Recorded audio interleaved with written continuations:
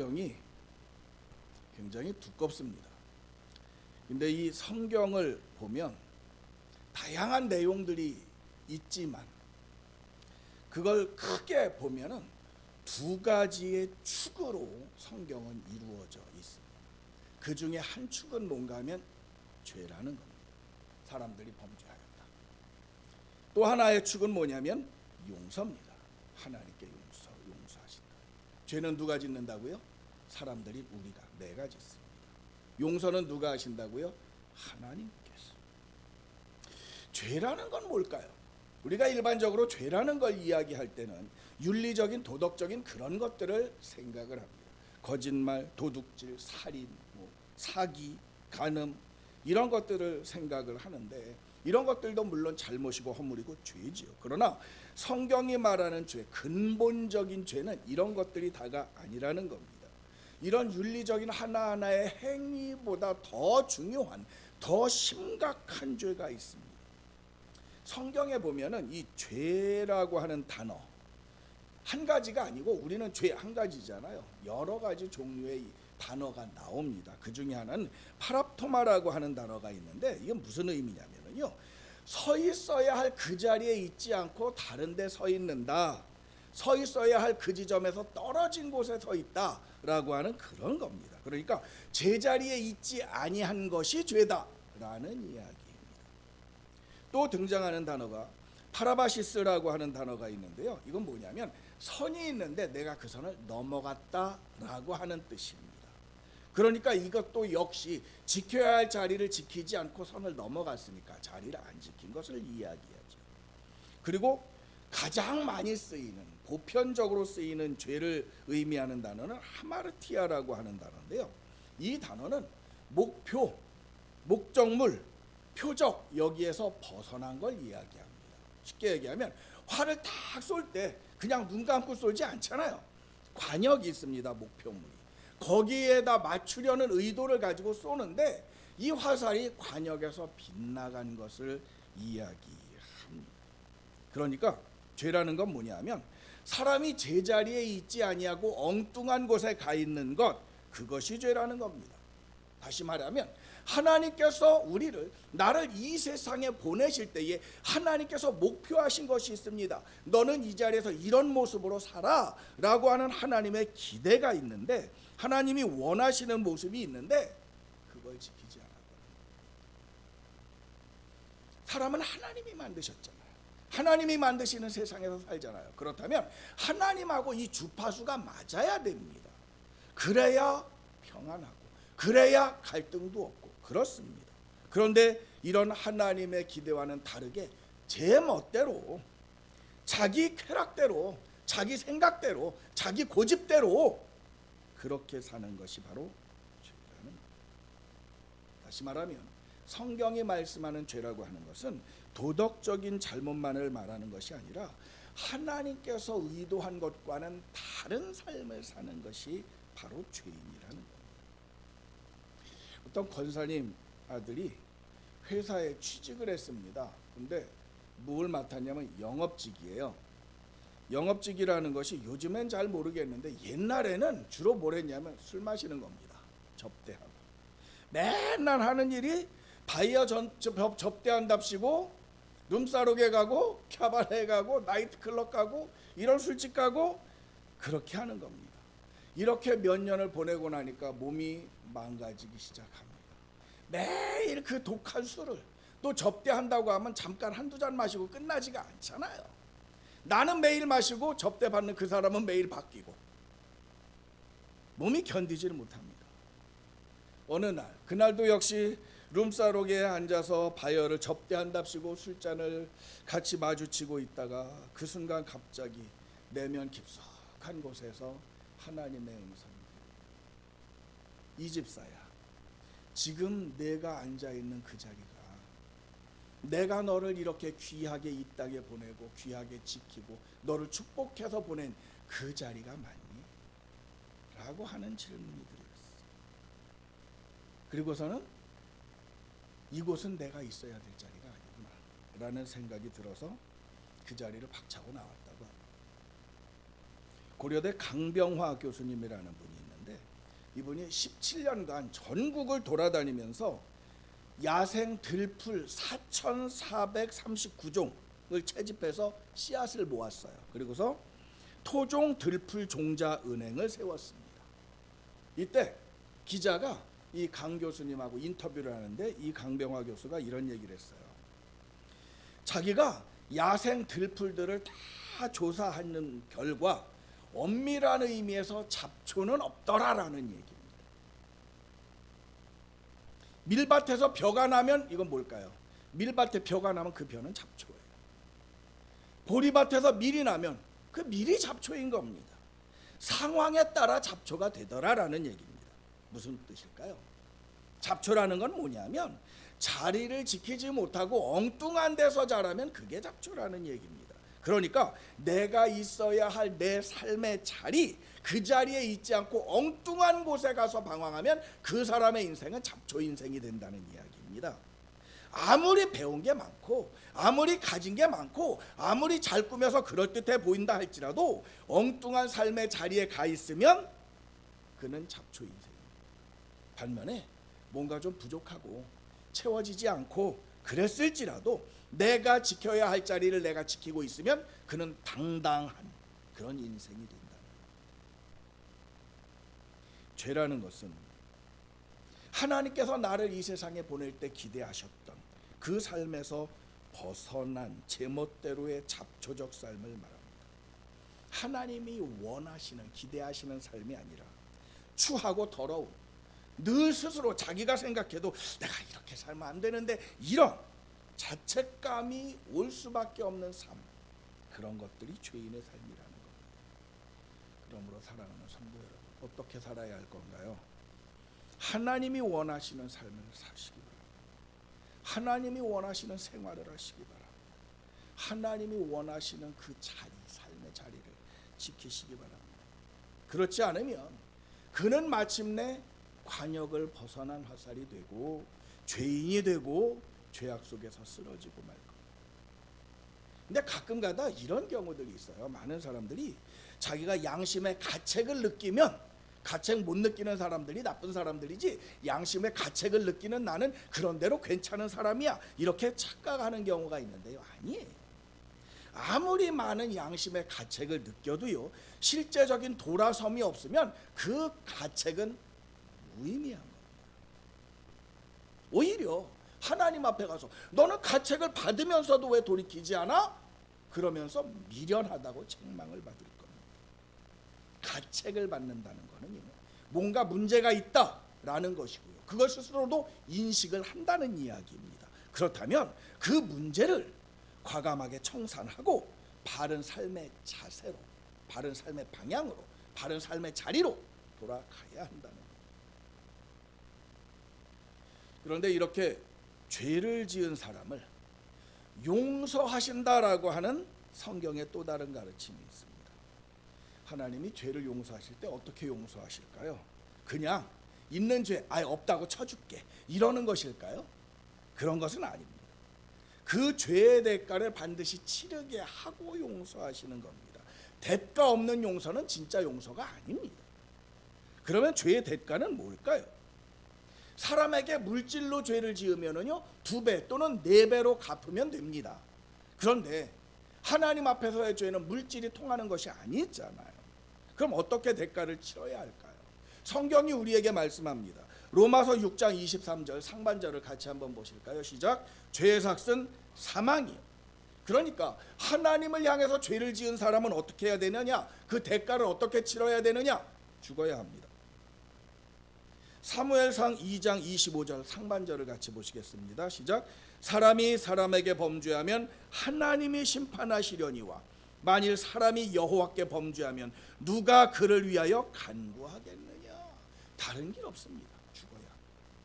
여기서 죽음이라는 것은 그냥 소멸이 아니에요. 영원히 형벌을 받아야 된다는 그런 이야기입니다. 이런 절망적인 죄인에게 하나님께서 그 대속물이라는 것을 가르쳐 주셨습니다. 하나님께 죄 지은 사람이 그 죄를 용서받으려면 소, 양, 염소, 비둘기 뭐 이런 살아있는 재물을 가지고 와서 제사장 앞에서 죄 지은 그 사람이 그 제물에 손을 얹고 고백을 하라는 겁니다. 하나님, 제가 죄를 지었습니다. 제가 죄인입니다. 내 죄값으로 내가 죽어야 하는데 이 제물의 생명을 내 생명 대신해서 드립니다. 이걸 받으시고 저를 용서해 주옵소서. 이렇게 고백을 하고 그 제물의 생명을 끊어야 되는 거예요. 이렇게 제물을 드리면 하나님께서는 그 사람의 생명을 대신해서 그 속죄물을 받았다 하여서 죄를 용서해 주시는 겁니다. 이게 율법에 기록된 하나님의 약속입니다. 우리가 잘 아는 유명한 그 메시아의 노래가 있죠. 이사야 53장. 이사야 53장 5절과 6절의 말씀을 같이 보시겠습니다. 시작. 그가 찔림은 우리의 허물 때문이요 그가 상함은 우리의 죄악 때문이라. 그가 징계를 받음으로 우리는 평화를 누리고 그가 채찍에 맞음으로 우리는 나음을 받았도다.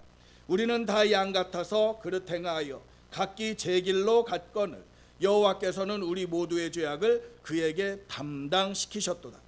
우리가 평화를 누리고 나음을 받은 것은 재수가 좋아서 그런 것이 아니라는 겁니다.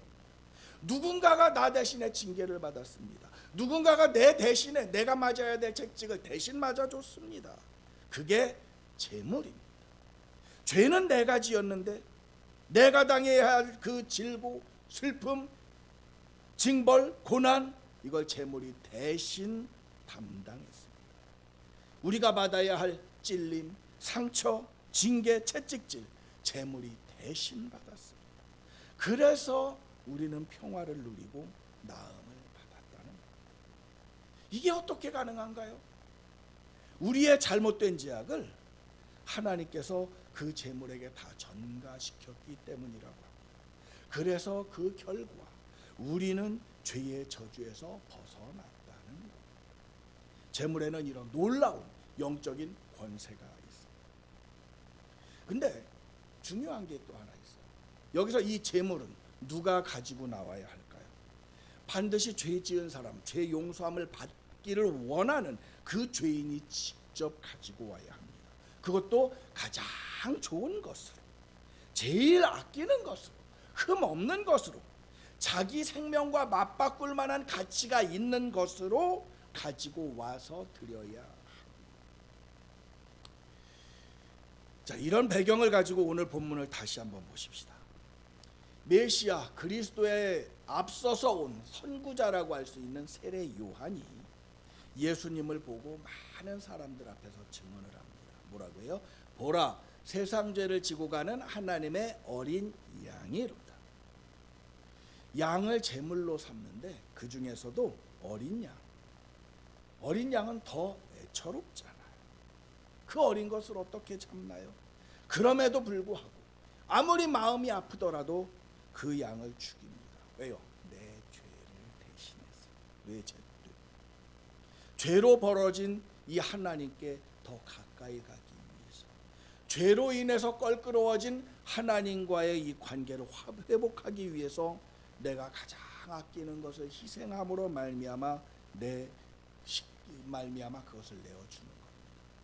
내가 주님께 가까이 가기를 원하고 관계가 회복되기를 원하는 것이 그 열망이 이 정도입니다 라고 하는 것을 표현하는 거죠.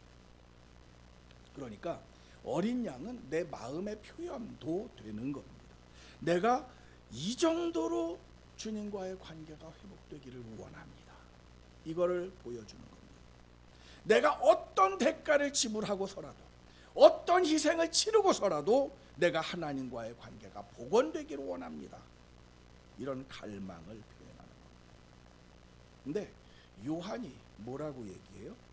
어린 양까지는 좋은데요, 나의 어린 양이 아니라 하나님의 어린 양입니다. 이게 뭔가 좀 이상하지 않습니까? 내 죄로 인해서 무너진 관계, 이걸 회복하려면 죄를 누가 지었어요? 내가. 그러면 내가 나의 어린 양을 내어놓아야 합니다. 그런데 어째서 하나님께서 당신의 어린 양을, 하나님의 어린 양을 내놓으실까요? 우리가 나의 어린 양을 내놓기를 기다려도 우리는 그럴 능력이 없습니다. 그래서 하나님께서는 너는 너의 어린 양을 내놓을 수가 없구나 하셔서 이제는 하나님께서 당신의 어린 양을 내놓으신 겁니다. 왜 그러셨을까요? 그 정도로 하나님께서는 나를 사랑하시고 나와 함께하기를 원하신다는 겁니다. 죄는 내가 짓고 하나님과의 관계는 내가 끊어버렸는데 그것을 그 끊어진 관계를 더 잇고 싶어 하는 것은 내가 아니라 하나님이시라는 겁니다. 그래서 그 죄의 대가를 치르시고 그렇게 하면서까지 나를 끌어안고 싶어 하는 것이 하나님이시라는 겁니다. 그래서 하나님께서 당신의 어린 양을 내어놓으셨습니다. 하나님과 나 사이의 그 처음의 관계 얼마나 아름다웠어요. 그런데 그 아름다운 관계를 끄는 것은 내 죄악입니다. 내 손으로 끊었어요. 내 죄악의 손으로 끊었어요. 내 탐욕과 정욕의 손으로 그걸 끊어버렸습니다. 그런데 하나님께서는 그걸 다시 이으십니다. 그러면 어떻게 할까요? 우리는 감사합니다 그러고 꼭 하나님 품에 안겨 있어야 되는데 이 못된 인간들이 또다시 하나님 품을 벗어나고 그 관계를 또 끊습니다. 그러면 하나님은 그걸 또 이으시고 이게 계속 반복됩니다. 이 반복이 인생입니다. 어린 양은 관계를 회복시키기 위한 제물입니다. 그런데 이거는요, 다시 말씀드리지만 죄를 지은 쪽에서 계약을 파기한 쪽에서 내놓아야 하는 겁니다. 화목을 원하는 쪽에서 내놓는 법입니다. 죄 지은 편이 자기가 책임을 진다라는 그런 의미에서 내놓아야 합니다. 그런데 엉뚱하게도 피해자이신 하나님이 내놓습니다.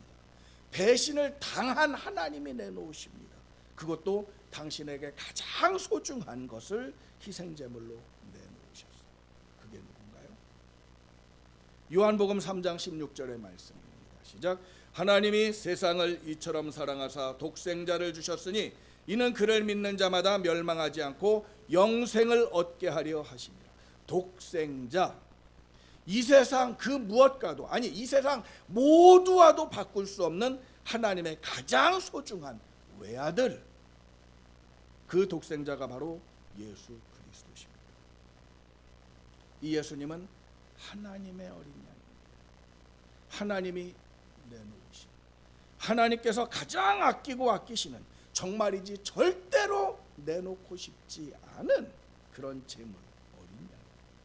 그런데도 하나님은 우리에게 당신의 어린 양을 내주셨습니다. 왜 그랬을까요? 하나님께서 그 어린 양 못지않게 우리를 사랑하시기 때문입니다. 우리를 살리기 위해서 그렇습니다. 로마서 5장 8절의 말씀을 같이 보시겠습니다. 같이 읽습니다. 시작. 우리가 아직 죄인 되었을 때에 그리스도께서 우리를 위하여 죽으심으로 하나님께서 우리에 대한 자기의 사랑을 확증하셨느니라. 예수님께서 나를 위해서 죽으신 게 언제라고요? 내가 착한 일 할 때, 내가 선할 때, 내가 똑똑할 때, 내가 하나님 앞에 뭔가 그럴듯한 걸로 하나님 보십시오 해가지고 뭔가 업적을 냈을 때, 기도 많이 할 때, 신령할 때, 믿음 좋을 때, 그때가 아니라 내가 죄인일 때였어요. 우리가 하나님이 어딨어? 예수가 누구야? 천국은 무슨 천국? 구원을 주려면 10원을 주지. 이렇게 불신에 빠져 있을 때, 하나님의 은혜를 알면서도 세상적인 것이 더 좋은 것 같아서, 더 재미있는 것 같아서 그리로 기웃거리면서 갈 때, 그럴 때 하나님은 예수님을 십자가에 못 박으셨어요. 우리를 살리기 위해서. 그만큼 하나님은 나를 사랑하십니다. 왜 날 사랑하실까요? 사실 이유는 잘 모릅니다. 분명한 사실 하나는 뭐냐면 하나님이 날 사랑하신다라는 사실입니다. 그 증거가 뭘까요? 십자가의 예수님, 하나님의 어린 양이 그 증거입니다. 하나님께서 내 죄의 대가로 어린 양 예수님을 십자가에서 죽게 하셨습니다. 내가 요청한 게 아닙니다. 하나님이 먼저 알아서 직접 하셨습니다. 그래서 우리는 십자가를 볼 때마다 하나님의 그 헤아릴 수 없는 사랑에 고개를 숙일 뿐입니다. 철들기 전에 어렸을 때는 그런 생각을 했어요. 십자가 볼 때 저게 뭐지? 더하기 표시인가? 아니면 적십자 그런 건가? 그런데 그 의미를 알고 나면 십자가를 볼 때마다 오히려 할 말이 없어져.